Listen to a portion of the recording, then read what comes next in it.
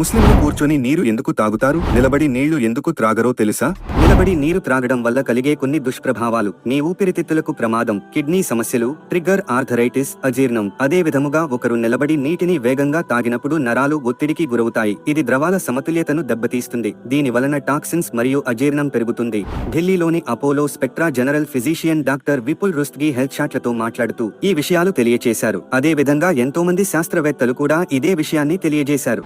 కానీ 1400 సంవత్సరాల క్రితమే దైవ ప్రవక్త సల్లల్లాహు అలైహి వసల్లం నిలబడి నీరు తాగడాన్ని నివారించారు. సహీ ముస్లిం హదీస్ 2024. ప్రవక్త ముహమ్మద్ సల్లల్లాహు అలైహి వసల్లం నేర్పిన శ్రేష్టమైన నీరు తాగే విధానం: కూర్చొని తాగాలి. త్రాగే ముందు బిస్మిల్లాహ్ చెప్పాలి. నీటిని 3 సిప్స్ లో త్రాగాలి, ఒక్కసారిగా త్రాగకూడదు.